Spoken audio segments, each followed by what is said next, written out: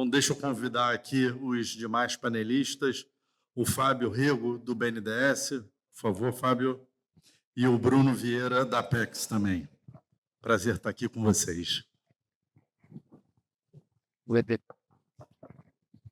Eu vou pedir inicialmente para que cada um de vocês se apresente e conte um pouquinho do que a instituição de vocês está fazendo nesse mercado, e aí a gente entra em algumas perguntas que eu já preparei aqui, e se vocês também tiverem perguntas, por favor, mandem, tem o QR Code ali em cima, que a gente vai responder.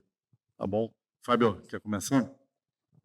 Primeiro, bom dia, agradecer a presença de todos, agradecer o convite de estar participando desse painel, junto com o Pedro e o Bruno.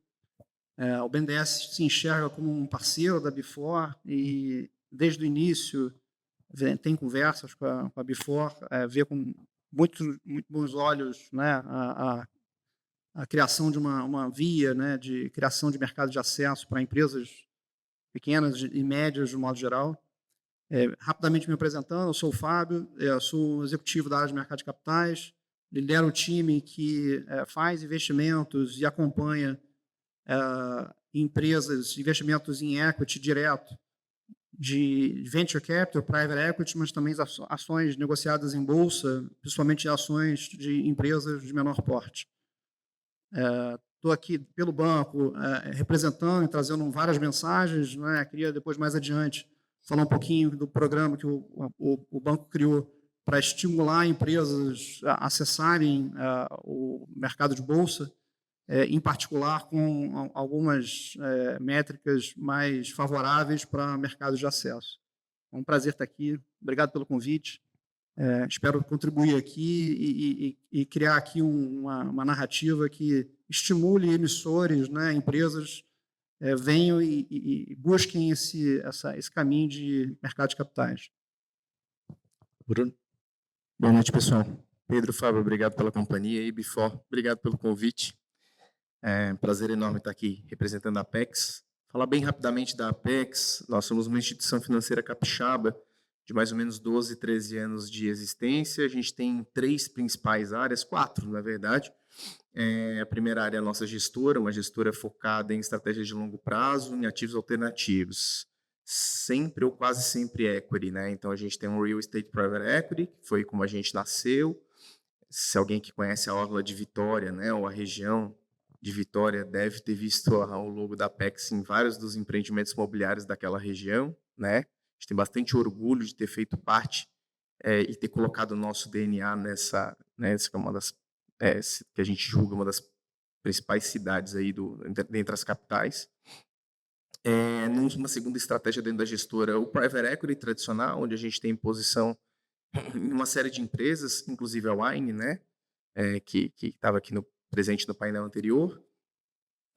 O Futura, um instituto de pesquisas que hoje é 100% da Apex. A gente fez esse investimento muito de olho em começar a participar, né, do debate eleitoral, da divulgação dos dados, enfim, a respeito de economia, enfim. Então, investimentos estratégicos que têm a ver com crescimento aqui, principalmente da Apex como um todo, do ecossistema da Apex como um todo, entram na mira aqui do Private Equity. Numa segunda área, a gente tem a nossa área que a gente chama de advisory, mas que são todos os 3 níveis de assessoria de investimentos, né? Então, a gente tem os assessores de investimento propriamente ditos, né, da PX, vinculados ao grupo BTG Pactual. O BTG tem 20% da Apex. A gente tem as nossas carteiras administradas e a nossa consultoria CVM, então, né, preenchendo os 3 níveis de assessoria. Uma terceira área, que é a área onde eu trabalho, que é a área de Investment Banking, mais precisamente, né, dentro do Investment Banking a gente tem a área de M&A, e a gente tem a área de mercado de capitais, que acaba ficando com tudo que não é M&A, né, principalmente emissões de dívida. Então, vocês vão me ver falando bastante hoje aqui sobre, principalmente num olhar, uma ótica de dívida, ou de operações alternativas à abertura de capital, ao M&A tradicional. E uma quarta área, que é a nossa área, a gente chama de Research, mas que, na verdade, consolida aí toda uma estrutura de geração de dados a partir do que a gente chama de mercados regionais, e aí essa é a tese da Apex. Eu vou falar um pouco melhor sobre isso, provavelmente, nas próximas perguntas, mas basta que vocês saibam que a Apex é muito, muito preocupada em desenvolver mercados regionais, né? E você não consegue desenvolver mercados regionais, né, levar o mercado de capitais, o mercado financeiro para o interior do país de verdade, se você não conseguir entender o que é o mercado regional, o que é o interior do país. E o que permite você fazer isso são dados. Então, a gente tem uma geração proprietária de dados, uma área inteira, que é a maior área em termos de headcount da companhia, que toma essa iniciativa. Ótimo, Bruno, obrigado. Como o Caio mencionou no início, eu sou um grande entusiasta dessa ideia de estimular o mercado de capitais para pequenas e médias empresas. E com uma visão muito clara de que nós temos bons empresários, bons negócios e, de outro lado, os investidores buscando boas oportunidades. Um dos grandes desafios que a gente tem aqui é a nossa taxa de juros, que acaba dificultando bastante pelo lado dos investidores de tomada de risco. Porém, é importante mencionar que a B4 não é apenas uma bolsa só para mercado de equity, só para mercado de participação. Tem também a parte de dívida, ou seja, nesse ambiente de juros altos, o que a gente tem visto é um mercado de crédito bastante pujante, né, com emissões de dívida aí nos últimos anos sobressaindo, e a B4 também acaba vindo preencher essa solução de dívida. E quando eu penso nessas oportunidades, eu fico muito feliz e motivado em ouvir o que a gente ouviu de depoimento no painel passado, né? Eu acho que tem aí uma visão cada vez mais presente dos empresários de que ter sócios é importante, ter capital de longo prazo pode fazer uma diferença enorme, né? A gente já viu algumas experiências no passado onde o tipo de captação feita não casou 100% com a estratégia da empresa, não era o momento, não era o perfil de investidor. Então, é muito importante para as empresas entenderem que tipo de capital elas precisam, qual é o objetivo, prazo, maturação, e a B4 vem justamente para preencher um vácuo onde a gente tinha venture capital, private equity e as bolsas maiores. Então, entendo que aqui a gente tem uma oportunidade muito grande e com um grande diferencial, que é a questão da regulação feita pela CVM e que entra em vigor em janeiro de 2026. Na minha visão, é transformacional, porque traz descontos regulatórios, ou seja, simplificação e economia do processo, que faz com que eventuais desafios e custos e dificuldades que a gente enxergava nos procedimentos anteriores diminua bastante. Então, acredito que a gente tenha toda a capacidade de desenvolver um mercado que até hoje é muito pouco significativo. E aí, nesse sentido, eu queria trazer uma provocação para vocês dois. Por que é relevante desenvolver o segmento de PMEs no mercado de capitais? Posso começar? Então, na nossa visão, a gente tem uma convicção de que, e dados mostram isso, de que o desenvolvimento de mercado de capitais tem uma ligação direta com o desenvolvimento econômico e social. Então, um banco, por sua missão pública, né, de desenvolver o país, entende que desenvolver o mercado de capitais é essencial. Então, desde a sua fundação, a BNDESPAR tem em sua missão desenvolver o mercado de capitais, não por acaso, em vários momentos o fez. Então, na criação do novo mercado, o banco estava presente, na criação de instrumentos e produtos diferentes, como ETFs, e também na formação do Bovespa+, o BNDES também estava presente, então participou dos primeiros IPOs. Várias das empresas, por exemplo, que hoje estão no Bovespa+, foram para o Bovespa+, porque foram estimuladas a fazer isso através de acordos firmados com o banco. Então, o banco, na sua missão, entende que o desenvolvimento de mercado de capitais ele gera desenvolvimento para o país. Então, assim, na sua essência, essa é uma missão presente e constante em toda a história do banco. E para o banco, ter investimentos, né, em equity gera retornos interessantes. Falando um pouquinho, né, sobre o banco tem uma carteira hoje em valor de mercado perto de 80 bi, 72 bi desses 80 são de empresas negociadas em bolsa, 4 em private equity, 4 em fundos. E o banco quer ampliar isso, ampliou profundamente nos últimos anos investimentos em fundos, né, são investimentos indiretos, mas também investimentos diretos foram retomados recentemente, e com isso a gente entende que a gente consegue preencher lacunas de mercado, promove desenvolvimento e também gera retornos importantes para o banco, que são medidos não só através de retornos financeiros, mas também não financeiros. Então, o banco ele se importa com o desenvolvimento econômico-social, né, e ambiental, de um modo geral, que tem a mesma importância que o retorno financeiro que o banco consegue nos seus investimentos. Ótimo. Fábio, e eu acho que no caso de vocês, o mercado de acesso pode servir tanto como porta de entrada como porta de saída, dado que vocês têm uma carteira grande de empresas já investidas e que, em algum momento, gerar liquidez seria muito importante, né? Sem dúvida. Obrigado aqui pela provocação. O banco ele tem, na sua essência, ele é um investidor transitório, então liquidez é sempre uma preocupação desde o início, desde o momento zero do investimento.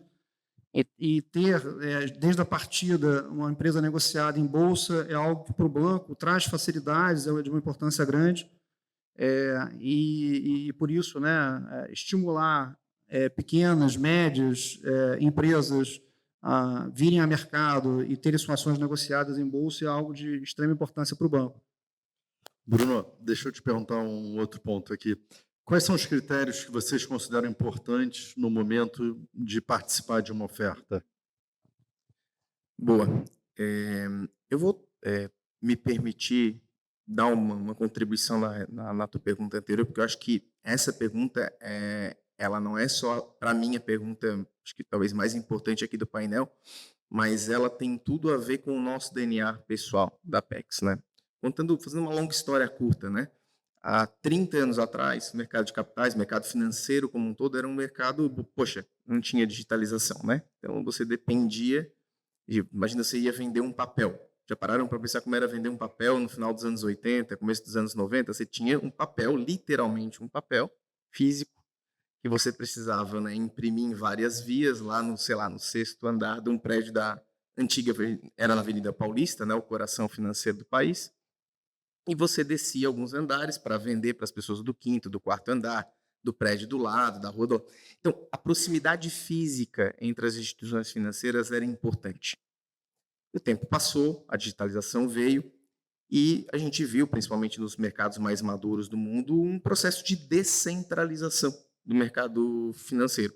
Aqui mais, lá menos, enfim, mas a gente viu essa descentralização. No Brasil, a gente ainda... a gente poderia estar bem melhor, em termos de descentralização, né? Eu sou do Sul, eu sou de Florianópolis, muito embora a Apex seja capixaba, a gente tem um polo em Santa Catarina e eu fico lá. E a gente no Sul, quem conhece gente do Sul sabe que faz muito parte do nosso vocabulário do dia a dia a gente trazer o tema do quanto a gente remete impostos para Brasília, esses impostos nem sempre voltam, né, para a nossa justiça. Está muito no ideário do brasileiro como um todo, né, principalmente do Sul e Sudeste. Mas muito pouco se fala de que um fenômeno muito mais grave do que esse, do ponto de vista do seu tamanho, acontece com o capital dos 5.579 estados brasileiros, que vai para instituições, via de regra, né, estatisticamente sediadas a 3 quilômetros da Faria Lima, né, no raio de 3 quilômetros da Faria Lima, e por lá fica.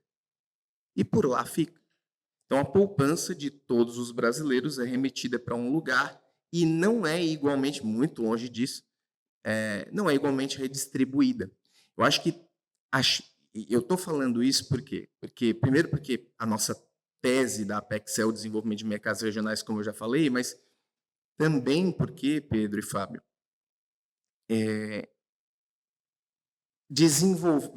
permitir que PMEs entrem no mercado de capitais mais fácil é você, de alguma forma, forçar essa descentralização. Porque onde é que a pequena, média empresa, via de regra, está? Ela está onde, usando aqui um pouco do slogan da Apex, onde o Brasil acontece. Ela está nos mercados regionais. Aquela média empresa, aquela empresa familiar, que, poxa, é muito importante naquela região metropolitana, naquela cidade, de um determinado estado, está completamente fora do radar da Faria Lima, né? Então, eu acho que o Fácil ele vai trazer como impacto a descentralização, vai acelerar, né? Vai permitir catalisar a descentralização do mercado de capitais. Indo agora para a sua pergunta, perdão por esse parênteses longo, mas indo para a sua pergunta, o que a gente valoriza muito lá? Pensa que assim, falando de Apex aqui, tá, pessoal? Eu lá tenho que, e acho que esse é o dilema, desafio de boa parte das gestoras, né, das instituições financeiras como nós, a gente tem que equilibrar. Eu preciso conseguir oferecer o produto de crédito aqui falando, né, mais competitivo, a operação financeira mais competitiva possível para o meu devedor, no caso aqui a empresa, o empresário, né? Então, eu preciso conseguir oferecer uma operação boa para ele, mas eu também preciso oferecer um papel atraente para o meu investidor na minha base do wealth management, por exemplo, ou na carteira administrada. Então, a gente tem aqui uma filosofia, que não é uma filosofia muito declarada, mas é um papo de corredor, que assim, a gente gosta de financiar boas empresas com projetos excepcionais, com projetos imperdíveis. A gente gosta muito de financiar projetos, né? Por quê? Porque tem um contingente muito grande de empresas hoje que tem governança, aí aqui eu já estou falando das coisas que são importantes para a gente, que tem governança, para a gente governança é inegociável, tá? É muito melhor uma empresa mediana com bons níveis de governança do que uma empresa excepcional sem governança. Assim, uma distância, assim, não dá nem para colocar as duas no mesmo comitê, né? Então, poxa, balanço auditado para a gente não precisa ser para uma Big Four, não precisa. Mas, assim, a gente precisa conseguir entender que tem um cuidado, e usando aqui, tomando a liberdade de usar uma expressão que eu adorei do último painel, a empresa tem que ser, no mínimo, auditável. Às vezes ela não precisa ser agora auditada, isso aí é uma coisa que a gente coloca como condição precedente na transação, e a gente sabe que vai acontecer. Se ela for auditável, já é para a gente o patamar mais, né? De início da relação. Então, a empresa auditada, ela tem um projeto que, se ela não executar esse projeto, poxa, é um custo de oportunidade muito elevado. E um projeto que muitas vezes fica fora do radar das principais gestoras e bancos do país. Projetos que, poxa, sabe aquele projeto que, para você conseguir financiar, você precisa mergulhar muito, e estudar muito aquele setor, estudar muito aquela região, estudar muito as idiosincrasias jurídicas daquele segmento. A gente gosta disso. A gente gosta de navegar em mares que as outras gestoras e bancos não têm, às vezes, muita paciência para navegar. Então, é isso. Ter bom custo de oportunidade, boa governança, naturalmente indicadores financeiros que sejam compatíveis e que eu veja que o projeto consegue se pagar. E acho que transparência. Isso é uma coisa que, às vezes, a gente vê empresas excepcionais, com governança, que a empresa, o empresário, os executivos, eles não abrem o jogo, e aí não dá para ter uma relação de 8, 10 anos com uma empresa que, quando ela mais precisava de você, né? Quando ela mais tinha que ser transparente, ela não foi. Imagina se der um problema lá no 4º, 5º, 6º ano da operação, né? Então, isso para a gente também é super importante.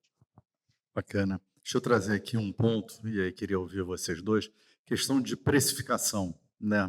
Empresas menores, a gente sempre acaba ouvindo falar, merece um desconto maior por causa da pouca liquidez, eventualmente da pouca maturidade do estágio do negócio.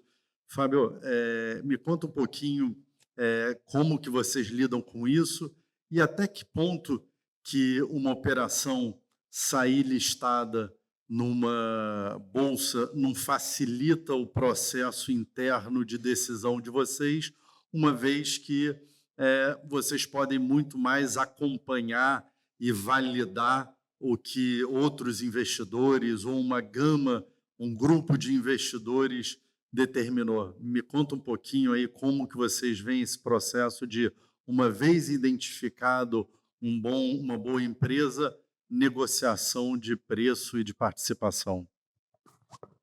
Obrigado, Pedro. Eu vou fazer um parêntese, assim como o Bruno, né, fazer um parêntese na pergunta anterior, porque eu preciso sair daqui e dar esse recado, né, sobre o programa que o banco criou de estímulo a mercado de acesso.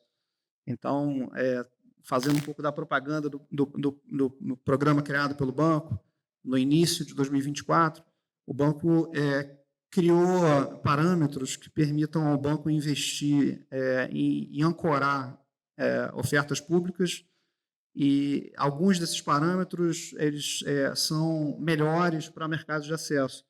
Então, vou ser breve aqui, mas o banco está disposto a investir cheques entre 10 e 500 milhões, ancorando até 30% da oferta feita em mercado de acesso. No mercado tradicional seria 15%, mas no mercado de acesso o banco se permite tomar um pouquinho mais de risco, chegando a 30%, desde que no capital final o banco tenha no máximo 15% do percentual total do capital da companhia. E o único critério mínimo, né, é que o segmento de listagem tenha 100% de tag along. Todo o resto, assim, corrobora aqui o que o Bruno comentou, uma boa tese de crescimento, né, um empreendedor que, assim como nós, queira crescer, queira gerar inovação, queira gerar desenvolvimento econômico-social. Então, o banco busca retorno financeiro, busca retorno não financeiro.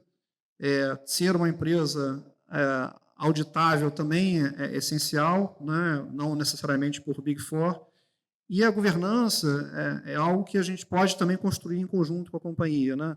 Em muitos casos, tem alguns pré-requisitos, né, para se listar, mas tem outras ferramentas de governança que o banco pratica, né, e estimula nos seus investimentos, que podem ser criados, né, ao longo do tempo. Então, o banco ele não está necessariamente buscando uma empresa 100% pronta em termos de governança e gestão. Ele está disposto, parte do seu papel, né, criar e estimular que a empresa, ao longo do tempo, ela consiga se aprimorar em termos de gestão e governança. Sobre preço, o banco ele é muito criterioso, né, em relação a preço. Tem ferramentas normatizadas pelo banco, né, de uma forma simplificada aqui.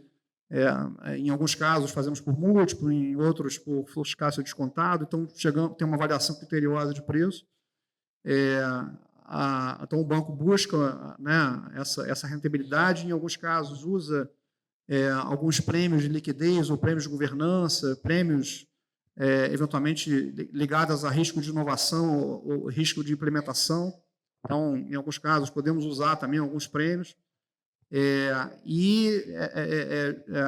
Assim, ter esse processo de precificação feito dentro de um ambiente de bolsa, para o banco, é de extrema importância, porque, ainda que ele seja, né, um formador de preço, né, ajude a formar preço, ou seja, no limite até um tomador do preço, o banco, por ser uma instituição pública, ter outros investidores topando, né, aquele mesmo valor, traz legitimidade para o investimento feito pelo banco. Então, e traz facilidades, né? O fato de ter uma empresa já nascendo o investimento do banco, né, diretamente no ambiente de bolsa, ele permite que o banco faça investimentos sem fazer due diligence, por exemplo. Então, traz facilidades que para o banco é de extrema importância e agilidade.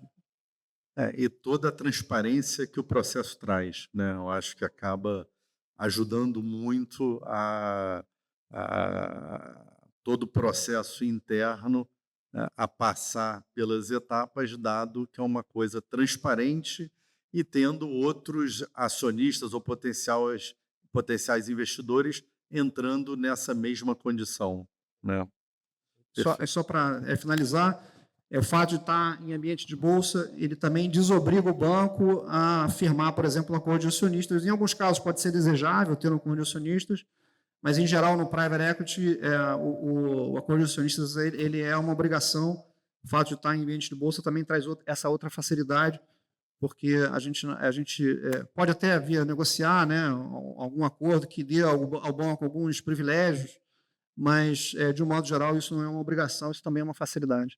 Acho que vai de encontro ao que o Otto falou no último painel, que a listagem em bolsa acaba trazendo uma autonomia maior para o empreendedor vis-à-vis private equity ou outras alternativas de investimento.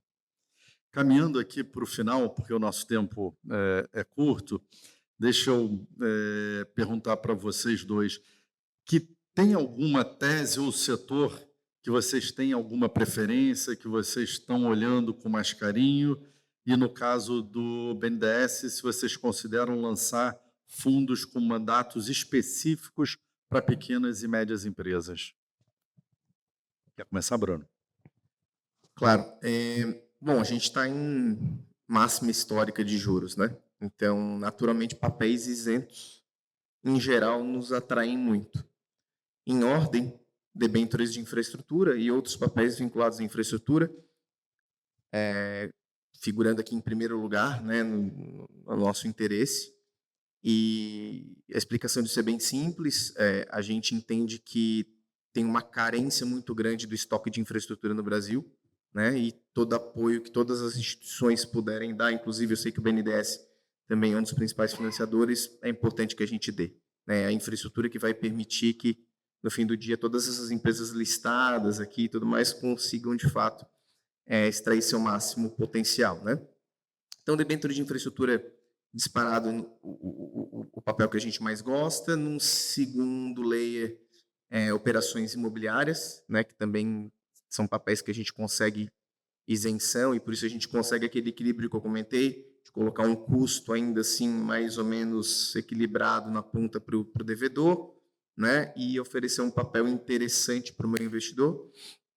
E, num terceiro lugar, em operações de agronegócio, mas daí a gente entrando muito assim como âncora mesmo, né?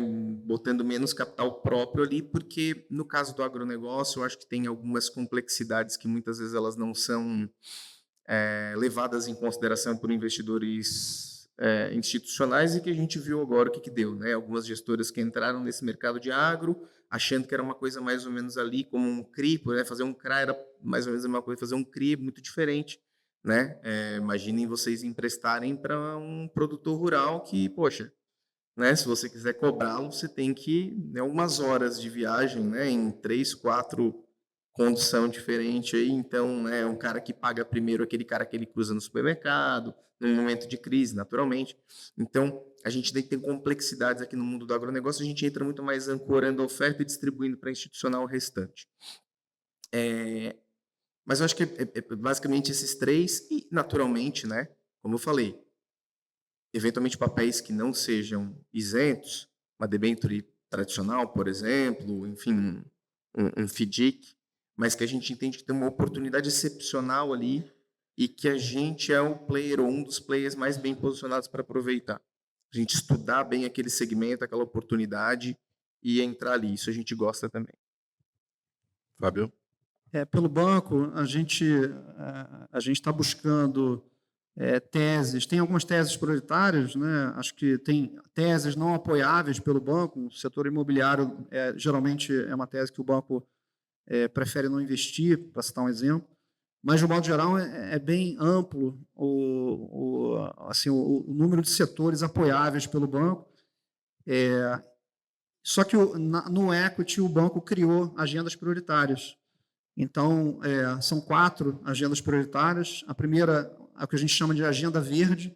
Dentro da agenda verde, assim, há um leque bem amplo de setores, como biocombustíveis, geração renovável, hidrogênio verde, química verde, economia circular, agricultura sustentável. Então, assim, o número de setores é bem grande. Também o setor de tecnologia, informação e infraestrutura digital. Então, pode ser desde uma empresa de software, data centers. O banco colocou isso também como uma prioridade de investimento. O setor de saúde também é um setor também prioritário para o banco, e minerais críticos, né? Então, assim, basicamente esses 4 macro setores, né? E apesar do banco tá com disposição para investir em outros que não somente esses 4. Esses 4 eles geram uma rapidez e facilidade de investimento, mas acho que o banco tá pronto, né? E querendo fazer novos investimentos. E aqui um convite, né, para que as empresas nos procurem e a gente possa, né, em conjunto, criar novas teses, novos investimentos, né, bons retornos financeiros e não financeiros para a sociedade, para o país. Ótimo. Pessoal, queria agradecer a presença de todos. Foi um prazer estar aqui com vocês. E agora a gente vai para o coffee break. Obrigado. Obrigado.